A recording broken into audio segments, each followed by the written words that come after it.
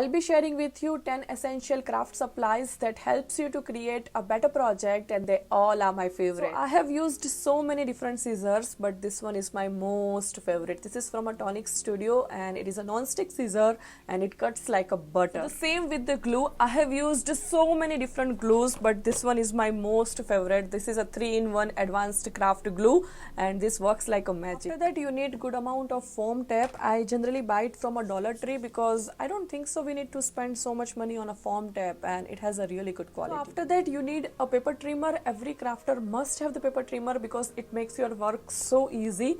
And I have been using Dress My Craft paper trimmer for last 2 years, and this is a really good one. After the paper trimmer, of course, you need scoring board. So I have been using Dress My Craft multi-purpose scoring board, and trust me, this makes your work so easy. I don't know why so many crafters are neglecting bond folder. This is a really good one that gives you a professional look to your project, and you will never regret of buying this. Small detailing is necessary to stand out, so must use corner punch. I have been using this Dress My Craft corner punch, and this is gonna change your project. So whenever you're confused with the decoration of your project, whenever you're confused with the embellishment, then just go for a scalloped punch, and that's what I do. You can use so many different techniques to decorate your project with the scalloped punch, so this is the must for every craft. Last not the least is Sizzix Big Shot machine, and this is the best investment I have done ever. After the die cutting machine, definitely you need some dies, so I'm going to tell you some basic dies which you can invest on it.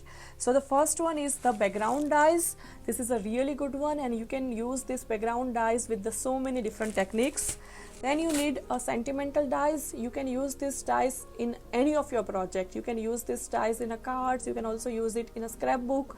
So this is a sentimental dies. And then you need foliage dies.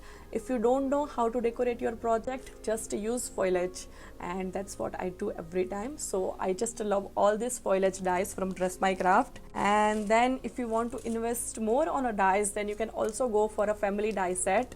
So here I have a heart one and a rectangle one. I hope you like this video, and just comment below that what is your favorite craft product. I really want to know about it, and see you next time. Bye.